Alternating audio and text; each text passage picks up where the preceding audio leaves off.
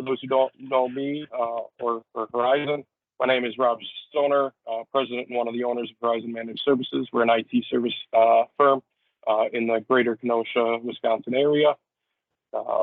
With me, we've got Mitchell Skarsky. He heads up all of our sales and development efforts there.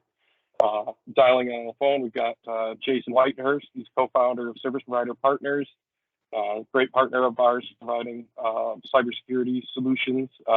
Jason brings more than 20 years of firsthand knowledge and experience in providing leadership and cybersecurity solutions to the private sector, primarily focused on financial services, nonprofit, and other regulated industries.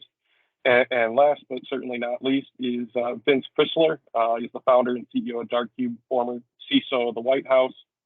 He brings with him more than 20 years of IT and cybersecurity leadership, both within the DoD and private sector. So without further ado, I'm just going to turn it over to Chris and Jason and sit back and enjoy learning what you guys can provide. Appreciate it.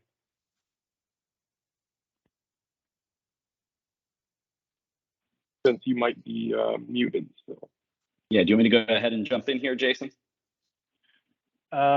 Yeah, I sure would appreciate it, my friend. I'm having a little bit of a technical problem, so if you could save my hide, I'd be appreciative. Yep, thanks. All right. Can you see my slides here? Are you guys good? Yeah, yep, I can see your slides. I think we're good. Perfect. Thanks for the intro. As I said, I've been in this space for a long time, actually been in IT and security since before I could drive. Had a chance to work with the first internet service provider in Southeastern Ohio where I grew up. So, back in the days of 28.8 modems and modem closets and all of that fun. Really been blessed with some opportunities in my career, as an Air Force communications officer, spent some time at the White House as the CISO there. Got to put in the first ever 24/7 by 365 security operations center at the White House. Protecting kind of one of the most critical institutions in the world against some pretty sophisticated attackers. Also had the chance to spend about 5 years at Department of Homeland Security doing some of the national cybersecurity work there, defending against nation state, protecting critical infrastructure. It's kind of all those experiences that led me to start my company, which is Darkcube. Focused on how do you think about security differently? How do you automate security? How do you protect kind of the broad market where SOCs don't exist? They don't have teams of analysts. And so real focus on automation and integrating intelligence into real-time streams of network traffic and providing enterprise-grade protection for the mass market. Today we're discussing a little bit about kind of Russia and Ukraine and kind of what's going on there, some of the cyber lessons learned. Certainly not a Ukraine expert, but I did want to kind of pull together. It's easy in this day and age as a culture to miss what's going on, to kind of get caught up in the headlines of the day and everything else going on. And there's still a shooting war going on in Europe right now, which is pretty crazy to say in 2022. Ukraine is sitting right here, nestled right up to Russia. Everybody should probably be aware, like in 2014, Crimea was annexed, kind of Crimea down in the bottom of Ukraine. And there's been kind of long-standing tension between Russia and Ukraine where kind of Russia feels like Ukraine should belong to Russia and Ukrainians believe they should be independent. I want to talk through some of the timeline of things that have gone on. Again, this is a refresher, just to kind of keep everybody in mind of where things are. Way before the shooting war kicked off, a month before, we started to see press releases of kind of malware that would go out that were designed to wipe devices. Whispergate was one example in kind of late January, kind of the ability to go into a machine, wipe that drive, identify specific files and remove them. It's a pretty interesting example of kind of a very targeted malware. At the time, it was tensions were building. You may or may not remember, but tensions were building with Ukraine, and this was seen as kind of a precursor to the shooting war. And again, as we go to February 23rd, there was a report put out by the intelligence community, joint report put out by the British and U.S. intelligence community around Cyclops Blink, and directly attributed back to the GRU. And again, another example of kind of malware that's targeting machines, taking stuff off, prepping the battlefield. And little did we know, kind of the next day was when the shooting war would begin. if you think historically, we've always talked, back in my military days, we've always talked about cyber as being an enabler. This is a crystal clear example of prepping the battlefield methodically, using cyber actions, integrating cyber throughout the war, both with Ukraine and Russia. And so it's just been fascinating to watch on the sidelines, but it's also terrifying. Again, like hundreds of people are dying every day in this war, and it's going on, and it's reality for most folks. Immediately after, kind of in conjunction with the launch of the shooting war, we saw Russian government websites go down. So again, this isn't just activity on the Russian side with cyber, but it's also coming back from Ukraine. We've seen a lot of kind of groups, informal groups, side with one side or the other, whether it's criminal groups siding on the Russian side or kind of other groups siding with Ukraine to attack Russian infrastructure. But again, this digital physical war is going hand in hand. Here's another example of kind of a report from NetBlocks around sites getting blocked, network connectivity getting taken down. On the left-hand side, there's stuff in Ukraine where attacks were happening from Russia to take infrastructure offline in conjunction with the shooting war. And on the right-hand side, you'll see a chart here. This is kind of Russia government, where the Kremlin and state networks were just completely taken offline for a period of time. Right around the same time, we also saw, Department of Homeland Security responding with their Shields Up initiative. If you're not paying attention to that site, I think it's kind of silly how it's named, but there's a lot of information there around kind of Russian activity and IOCs and other details. But again, full recognition by our government, the U.S. government, that there's, a cyber war going on and behind this Russia-Ukraine war, and there's a lot of information that needs to be shared.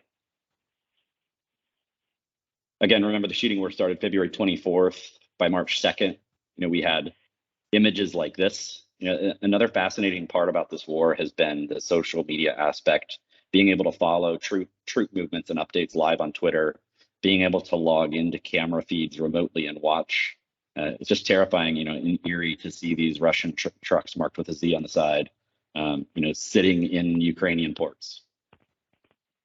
As we went into March, we passed a $13 billion aid package to support Ukraine. Throughout this conflict, we've seen the U.S. government and other governments trying to walk the line of supporting Ukraine without stoking further tension with Russia. Some people are happier with how that's gone than others. That's a political discussion, but it's been a tightrope that the governments have had to walk in terms of trying not to get pulled into a war with Russia. As we went into April, we started to see foreign fighters being recruited. If you remember, as we went into March and April, in a lot of ways, Russia was getting their butt kicked. I think they under-resourced some of the advances. They thought it would be easier than it was. And they also didn't count on, and there's a slide on this later, they didn't count on the amount of support that the Ukrainians were going to be given on the open source side and also on the intelligence side from other governments. So the intelligence assets that were heavily supporting Ukraine in this war to get them visibility where troop movements are happening and capabilities and jamming really bogged down Russian troops. One of the big setbacks for Russia here was around kind of the Black Sea, thinking of that ship. Lots of great examples. And just for a second.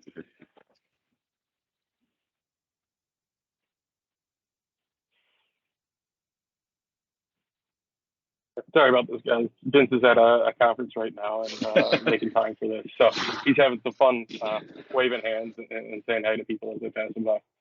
There we go. All right. So, plenty of examples of kind of the smaller guy, Ukraine fighting back against Russia and having success. And again, these things don't happen accidentally. This is happening because there's a lot of intelligence support. There's a lot of OSINT support going in to support Ukraine. Russia cutting off gas to Poland and Bulgaria. The impact, the financial impact, we're certainly seeing, the source of some of the gas prices and all that sort of stuff is up for negotiation, but globally we're seeing impacts on natural gas and gas production. Europe is really feeling the brunt of it. Again, this thing is going on for a long time. When this kicked off, Jason and I did a webinar, and I think the initial read on that webinar was really around, don't expect this to be fast. This is going to be long and drawn out. There may not be an end, kind of in terms of a hands shake. We've come up with an agreement on this for a very, very long time. I'm sure you've all seen the reports of kind of the satellite internet connections went down. I thought this was another great example with SpaceX and some of their remote internet capabilities, the ability to send some of these Starlink terminals over to Ukraine. I know you're only getting 2 megs there in your RV, but when Russia takes down your country's internet, the ability to get Starlink terminals shipped quickly to support some of those critical government functions. Russia did a pretty sophisticated attack against that satellite infrastructure, and SpaceX actually beat it back. And it was one of those examples where our government and our intelligence community really took notice of SpaceX capabilities, and it was a good lesson learned of how to counter some of these more sophisticated cyber attacks against satellite infrastructure. Seeing changes in Europe as a result, continued movements as we go into May, lots of flip-flopping, and this kind of comes back to kind of encouraging some of these informal groups to do attacks and a lot of disinformation. But on May 30th, there were 2 headlines: U.S. will not send MLRS to Russia, and then, okay, I guess we will. And so a lot of confusion about how we're going to support and what we're going to do. Another example of this confusion goes to the fighters that Poland was talking about donating to Ukraine, but only if they would give them to the U.S. first. So a lot of really bizarre political tensions going on. As we've gone into June and July, we've certainly seen a revision of Russia's strategy. It's really looking at the Donbas region, and I'll pull up a map on this later. But look, kind of a recalibration of what they're going to take. If you remember the map that I showed at the beginning, it was really kind of attacking from all fronts and going for Kyiv. But they've revised that strategy as time has gone on. And it's really focused here on kind of these eastern regions. So they're really focusing on these eastern regions here around Donetsk and Kharkiv, and then the land bridge out to Crimea. And we continue to see the fighting consolidated here, less action happening elsewhere in the country. And then currently as the map, we're continuing to see Russian forces come in and reinforce positions on the east. Ukraine is continuing to try to hold the line kind of in the south and the north, trying to keep that attack from spreading. So I think we're, as we continue to go forward, what we're going to see, I think, is a settling on kind of what regions that Russia feels like they can take and want to take, and then kind of a stalemate going forward for, who knows how long. And again, throughout all this, you have to put in perspective, this is a small little nation state defending itself against, massive Mother Russia. And it's been impressive to see kind of Ukraine's ability to fight back. But they continue to be held back and kind of needing support from the West and Europe. Here's just a great report from RAND, kind of Q&A, like what's going forward? What is this analyst thinking about the path forward? And this goes back to kind of really downscaling their ambitions instead of kind of taking over all of Ukraine, really focusing on annexation of those eastern parts, and really keeping an eye on kind of where Ukraine is ceding land and where they're drawing lines. And again, as we go into the next couple of months, this is going to be the story going forward. It's kind of a more hardening of these battle lines and kind of less pushes. A great blog from the Microsoft blog site around kind of lessons from the cyber war in Ukraine. Defense against military invasion, you've got to distribute digital operations and assets. And so, we talk about reliability and resilience, which is a great topic in this IT and security space. Is, security, are you really trying to stop the attack, or are you trying to make sure you live to fight another day? And that's where this discussion between resilience and security comes in. Again, cyber threat intelligence, endpoint protection become critical, especially as we've seen more and more advanced malware, the wiper malware, more advanced malware, things get spread. Like the ability to protect endpoints is critical. The ability to have the right cyber intelligence to feed this and respond quickly. There's certainly, and we've seen plenty of reports around kind of espionage and network penetration to try to get intelligence reports. So this is happening on both sides. Both the Russians and the West and Europe are kind of engaging in a very quiet intelligence gathering, espionage, penetration war to figure out what's going on, gather information.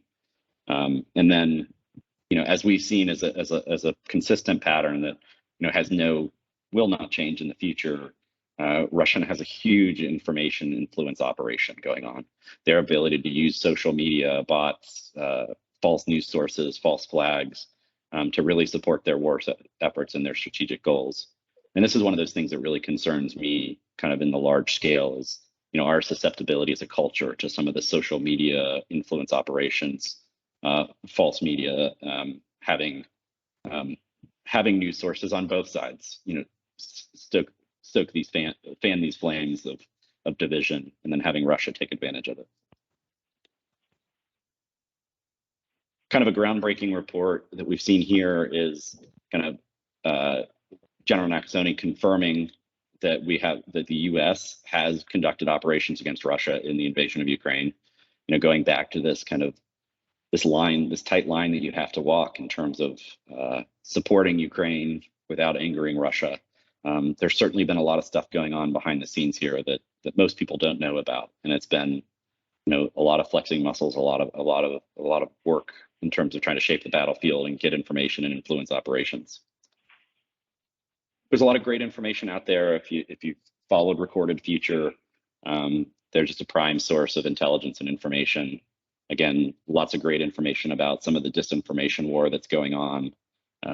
Lots of information about the sophistication of some of these wiper malwares and the bots that are happening as a trend in Ukraine, and I think as a trend going forward. The ability to really take systems offline and disable your defensive capabilities in the digital spaces.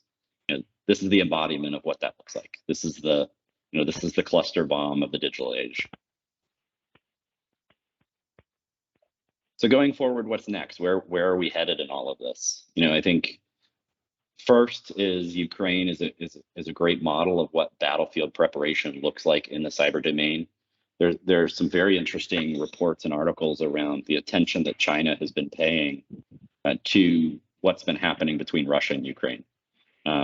Going back to power outages in Ukraine years ago, and other efforts, China is paying attention and trying to develop and learn these capabilities.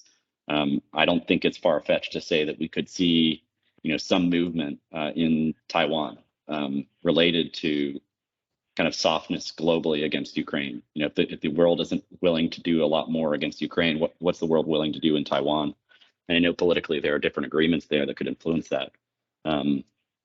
But there's certainly some lessons learned in terms of how to shape the battlefield, and it's validated through open source reporting that China is trying to learn as much as they can from what's going on in Ukraine with Russia. One of the highlights that I continue to harp on, most people don't talk about this, but BGP is kind of the routing protocol that runs the entire internet, and it's relatively easy to mess with, and it's relatively hard to secure. And this is an example where I think as we could have kind of apocalyptic impact on our internet and global connectivity, BGP is where this could come, and I think Russia has the ability to target BGP. And if you want an example, just I don't know if anybody noticed, kind of with Rogers Communication, a big portion of the Canadian internet went down because of a BGP route issue, right? And so it's just we see these examples time and time again of BGP affecting massive swaths of our internet infrastructure, and then the unintended consequences that fall out from it. I think the other lesson learned here is, I don't know if you guys like the comedy Space Force.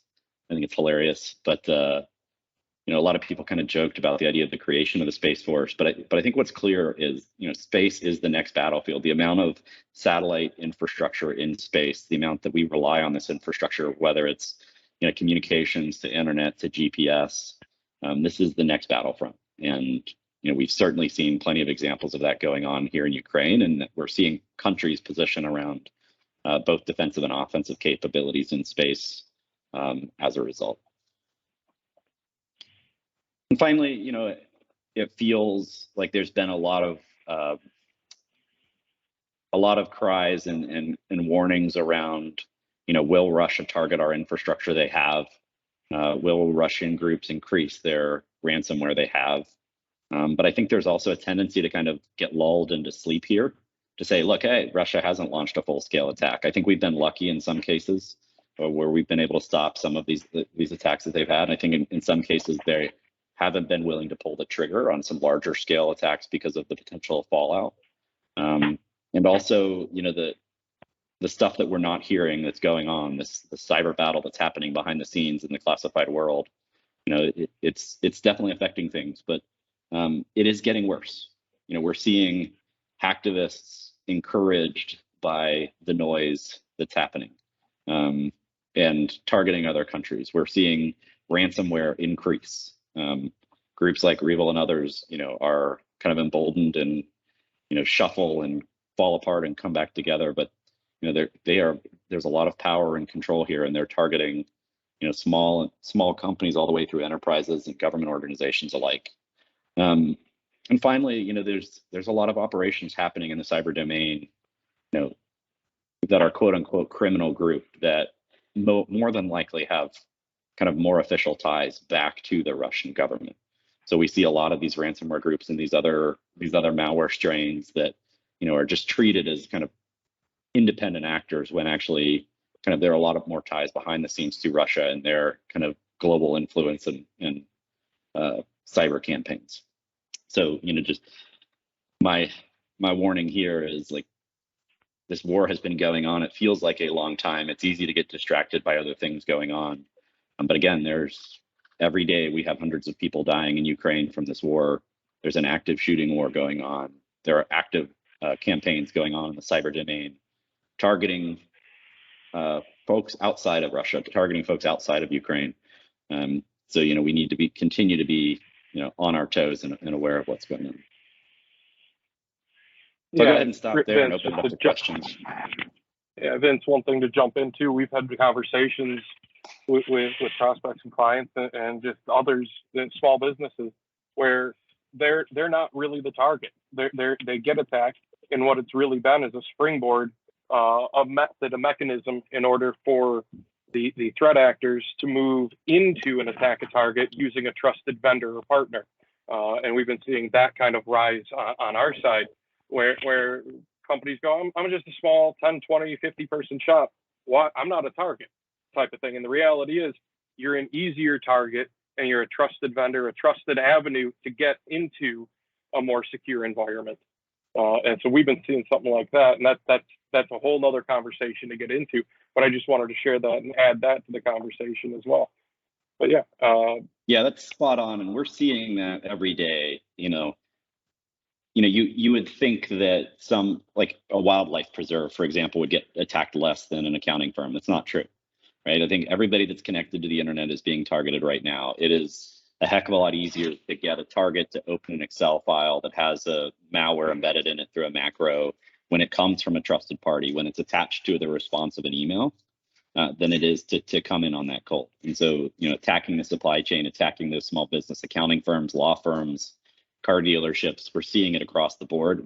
The volume of attacks have increased, and the ease of the ability to do these attacks. I mean, we're seeing there are tools out there like Mass Scan where you can scan the entire internet in 5 to 10 minutes for a 0 day, right? And so in that situation, it doesn't matter.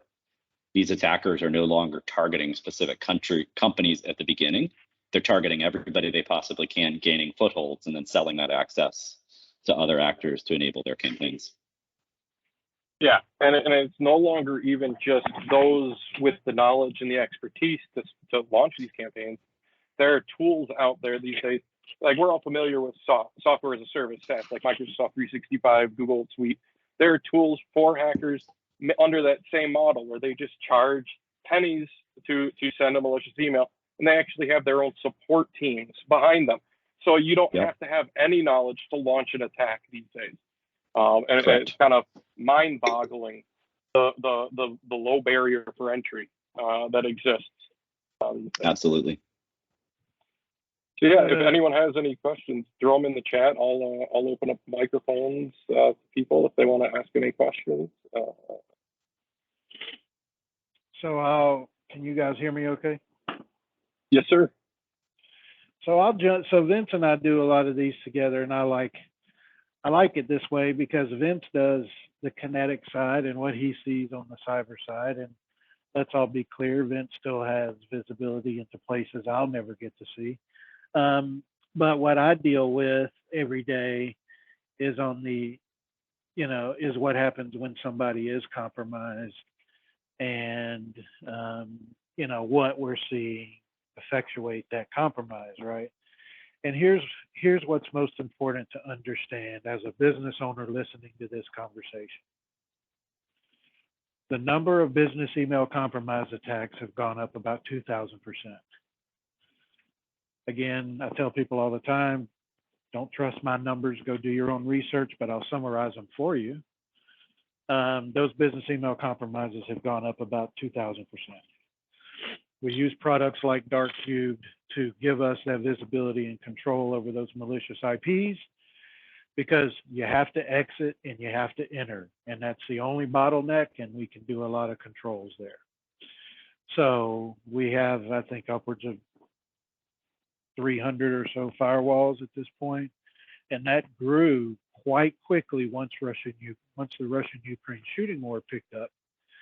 Because in the call that we had in mid-February, we predicted, not because we're magicians or anything, we had information before us that said the ransomware increases would increase roughly 400 to 500%. I think that was Chris's prediction, and he was really close. And Vince's predictions around attacking the global supply chain and attacking what we call downstream targets was also right on the money. My job, what I see every day, is the net outcome of those attacks, right? And here's what we see happening. Organizations that don't have the absolute best in phishing email prevention need to do so immediately. For folks that don't have the absolute best prevention in what we call IPS or intrusion prevention, need to do so right away. And that's not perception, that's not, my thought, that is factual based upon the ransomware cases that we work and how they're effectuated. And let me give you a scenario. Vince and I worked a case on and off together on a water treatment plant. That water treatment plant had a compromised DVR camera, or DVR for all their cameras, and that DVR got compromised by some local camera provider that nobody had heard of, who had zero security, and now they had a water treatment plant that was compromised and potentially could have released significant amounts of chemicals in the water. What's important to understand as a small business, this is not a human being at a keyboard attacking your business with a grudge against you. That's not what it's about at all. It is almost universally automated. When they get a foothold, however, they will then exfiltrate your data.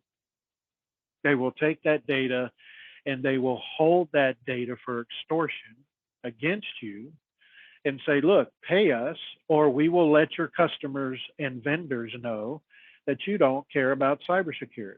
And that's exactly what happens every single day, okay? It is much easier for these guys to get these malicious emails across if we don't have the proper protections and methodologies in place, because of what? Bombastic email subjects, big, like we saw a huge uptick in ransomware when supposedly Russia attacked what was it, a kindergarten or something? I can't remember. I think it was a school or kindergarten or something. And that email subject just got out of control, and we saw, I think we had like 15 or 20 active ransomware cases at the same time. It was just completely out of control. So from a person who deals with this every day from the response side, after the guy who's probably the best I know at dealing with it on the prevention side, and and still has access to types of information I'll never be able to get access to, and so I listen between Vince's words. And you'll learn to do that as well if you talk to him enough. The thought process is this is a very protracted engagement. There's a ton of effort going on with the Five Eyes. If you don't know who they are, you can look those up. But there's a ton of effort going on between governments behind the scenes. The ransomware actors are significantly emboldened. And here's another problem, right? If you're attacked by Conti, which is a Russian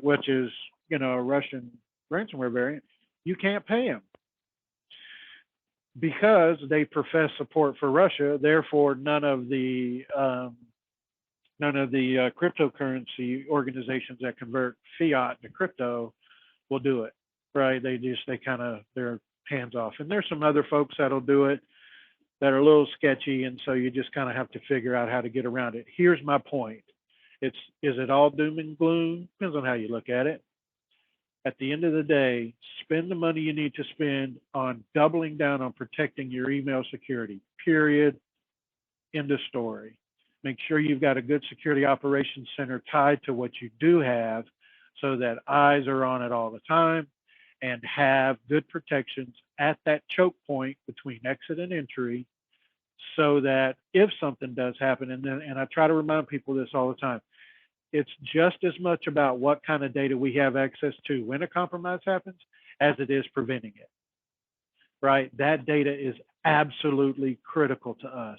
If we've got the right platforms in place and a compromise happens, we can be much more expeditious about stopping it and making sure that we get all the backdoors out of there. Trying to do that with no security in place is much more expensive, much more difficult, and much less likely to succeed. So that's just a summary piece. I had some slides that I was going to put up, but thankfully you guys don't have to bear through those. But essentially the numbers that we came up with are pretty factual. 2,500% or so increase in phishing attempts at compromise, and about a 500% or so increase in ransomware. Last year we did 153 ransomware cases. This year we've done 233 in July. And we're certainly not the only ones, right? There's plenty of people doing them all over the place.